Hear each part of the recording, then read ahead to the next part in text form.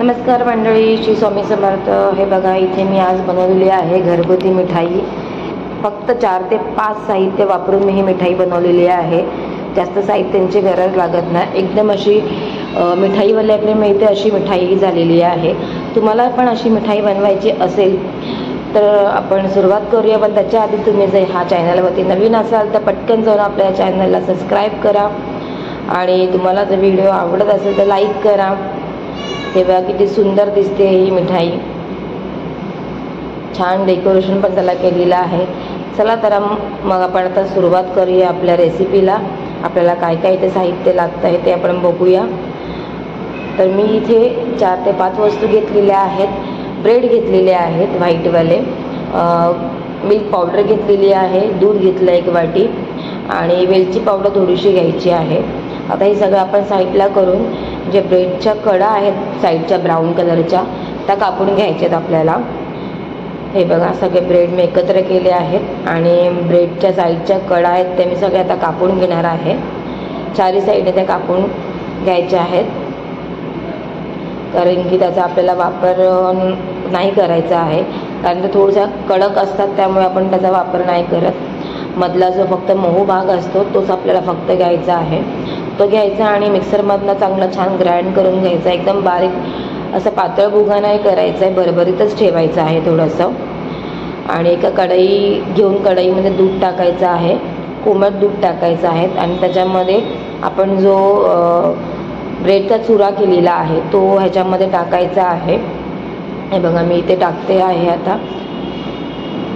Sorry, मी milk powder टाकलेली आहे ह्याच्यामध्ये अगोदर, नंतर मग आपण तो चुरा टाकायचा। मिल्क पावडर छान हलवून झाल्याच्या नंतर सगळं परतून घेतल्याच्या नंतर एकजीव केल्याच्या नंतर ही मिल्क पावडर मी ह्याच्यामध्ये टाकलेली आहे।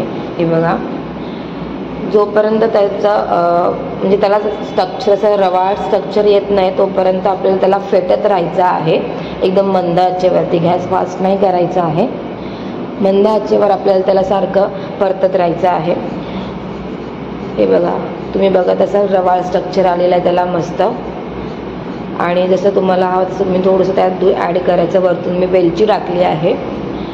पुन्हा एकदा मी त्याला छान परतून घेणार आहे। बघा, थोडं थोडं मी दूध त्यामध्ये ॲड करते आणि पुन्हा त्याला एकदा फेटून घेते चांगलं, म्हणजे ते एकदम मलाईदार असं दिसलं पाहिजे, मलाईदार तसं झालं पाहिजे चांगलं। तर ते पूर्ण छान फेटून घ्यायचं आहे। आणि साखर, तुम्हाला साखर ज्याप्रमाणे हवे तुमची क्वांटिटी असेल त्याप्रमाणे साखर ॲड करायची। तुम्हाला जास्त गोड नसेल तर कमी थोडी साखर टाकायची, कारण आपण इथे ऑलरेडी मिल्क पावडर टाकलेली आहे। मिल्क पावडर गोड असते। आता बघा, मी हा ब्रेडचा जो आपण चुरा करून घेतलेला मग अशी मिक्सरमधनं तो मी टाकते याच्यामध्ये। परत थोडंसं दूध ॲड केलेलं आहे आणि पुन्हा छान परतून घेतलेलं आहे। एकदा छान एकजीव करायचं आहे आणि वरतून मग थोडंसं मी माझ्या घरात थोडासा दुधाचा मावा होता, दूध जे माझं फाटलेलं त्याचा मी मावा करून ठेवलेला होता तो मी ॲड केला।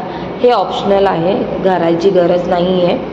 जर गरज असेल तर घरात असेल तर तुम्ही टाकू शकता, अदरवाईज नाही घातलं तरी चालेल, तर आपण त्यामध्ये ऑलरेडी मिल्क पावडर टाकली आहे। मी 1-2 स्पून तूप टाकलं ह्याच्यामध्ये, कारण तुपाने जो आपल्या कढईला सगळं जे चिटकलेलं आहे बघा ते सगळं निघून, तुम्ही बघत असाल कढईला तर खाली काहीच नाही राहिलं आहे। छान रवाळ स्ट्रक्चर त्याचा आलेला आहे।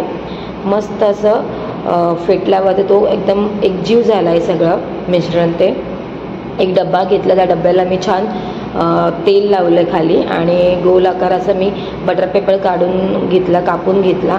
खाली मी थोडेसे पिस्ता घालते आहे आणि थोडीशी गुलाबाची फुलं घालते आहे, पाकळ्या असतात त्या कटिंग करून मी टाकते आहे, कारण मिठाई मग दिसायला खूप सुंदर दिसते आपली।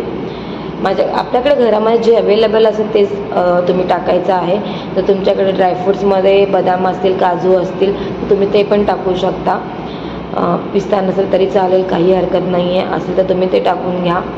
हे बघा, छान सेट करायचं आहे मस्तपैकी। थोडंसं हवं तर वरतून तूप टाकायचं तुम्हाला वाटत असेल तर, छान सेट करायचं आहे। आणि हे सेट करून छान डब्याला झाकण लावायचं आहे आणि डब्याला झाकण लावून हे 10 ते 15 मिनटं फ्रीजमध्ये ठेवून द्यायचं आहे। हे बघा, मी फ्रीजमधनं काढल्यावरती ते पूर्ण बाहेर निघालं आहे, पेपर बटर पेपर तसाच खाली राहिलेला आहे। तुम्ही बघत असाल किती मस्त स्ट्रक्चर आला आहे, किती सुंदर दिसते मिठाई. घरच्या घरी मिठाई तयार झालेली आहे. भाऊबीज असू दे, रक्षाबंधन असू दे, काही सणवार असू दे किंवा नैवेद्यासाठी पण आपण ही अशी मिठाई घरच्या घरी बनवू शकतो. बाजारात जायची गरज नाही आहे. खूप कमी किमतीमध्ये, कमी वस्तूंमध्ये ही आपण मिठाई बनवू शकतो आहे घरच्या घरी. खायला पण खूप टेस्टी लागते. तोंडात टाकल्याबरोबर ही मिठाई विरघळते. एकदम सॉफ्ट झालेली आहे. तुम्हाला ही रेसिपी कशी वाटली मला कमेंटमध्ये नक्की कळवा. आपल्या व्हिडिओला लाईक करा.